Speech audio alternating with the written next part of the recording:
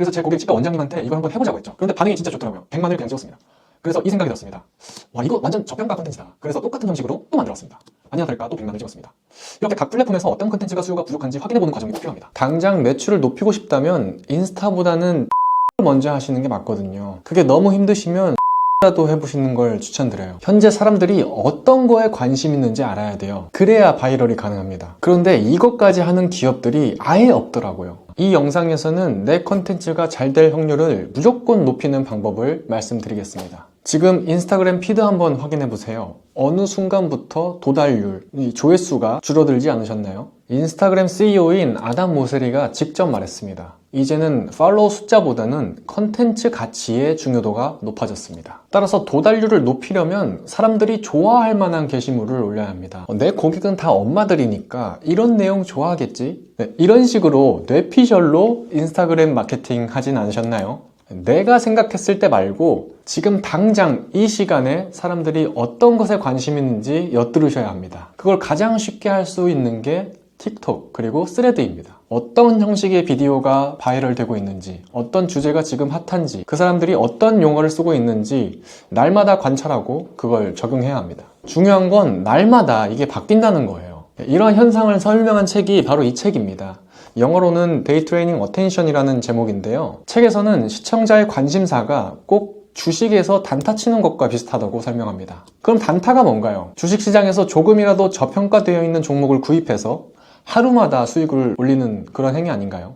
이런 인스타나 다른 SNS에서도 마찬가지라고 합니다. 조금이라도 저평가 있는 주제, 세부 관심사, 영상 형식, 챌린지, 화제거리를 찾아서 그것에 투자하라는 것입니다. 다시 말해서 조금이라도 저평가된 컨텐츠를 만들어 보라는 거죠. 그러면 저평가된 컨텐츠는 도대체 뭐고 그걸 어떻게 찾아낼까요? 저평가된 컨텐츠, 사실 말이 어려워서 그렇지 간단합니다. 저평가된 컨텐츠는 수요에 비해서 공급이 조금이라도 부족한 컨텐츠를 말하는 겁니다. 그러면 저평가된 컨텐츠의 기준은 뭘까요? 쉽게 말하면 그 주제로 컨텐츠를 했을 때 조회수가 평소보다 안 나오면 고평가고 조회수가 평소보다 잘 나오면 저평가된 컨텐츠입니다.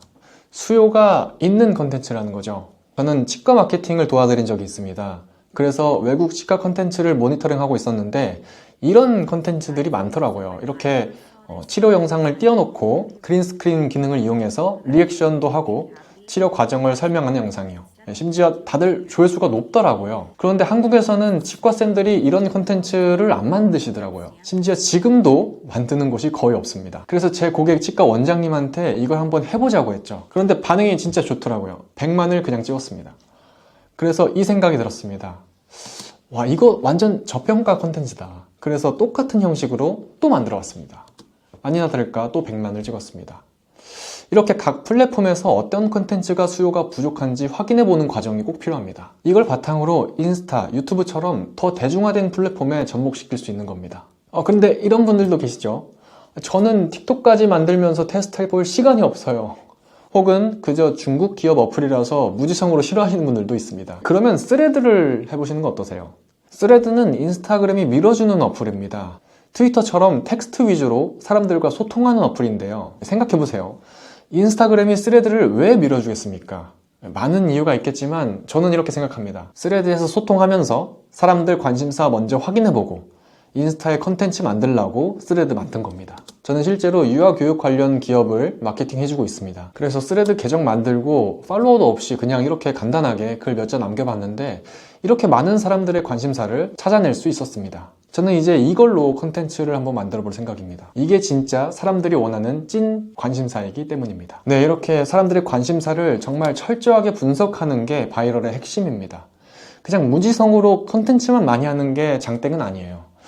그렇다고 아무도 모르는 치트키가 있는 것도 아니고요. 저도 이전에 꼼수로 바이럴 타는 법을 찾으려던 시기가 있었는데요. 분명히 쇼폼 시장이 초기 시장이니까 편법이 있을 거야 하면서 말이에요. 하지만 바이럴에 치트키는 없습니다. 철저하게 분석하고 분석을 토대로 많이 시도하는 것밖에 없습니다. 말이 좀 길었죠? 한번 정리해 보겠습니다. 바이럴 마케팅의 핵심은 바로 사람들의 관심사를 철저하게 분석하고 그에 맞는 컨텐츠를 만드는 것입니다. 내 생각만으로 컨텐츠를 제작하는 게 아니라 현재 사람들이 무엇에 관심을 갖고 있는지를 알아내는 것이 중요합니다. 이를 위해서 틱톡이나 스레드 같은 플랫폼을 활용해서 실시간 트렌드와 인기 있는 콘텐츠 형식, 주제, 용어 등을 파악하세요. 그리고 그 중에도 수요에 비해 공급이 부족한 저평가된 콘텐츠를 찾아내서 여러분의 사업에 적용해 보는 겁니다. 기억해주세요. 바이럴에 치트키는 없습니다. 철저한 분석과 꾸준한 노력, 그리고 지속적인 시도만이 성공으로 가는 길입니다. 저도 한때는 편법을 찾으려고 했지만 결국 전공법이 가장 효과적이라는 걸 깨달았습니다. 이제 여러분도 사람들의 관심사를 기반으로 한 콘텐츠로 더 큰 도달률과 조회수를 얻으실 수 있을 거예요. 무지성으로 많은 콘텐츠를 생산하는 것보다 전략적으로 접근하는 것이 중요합니다.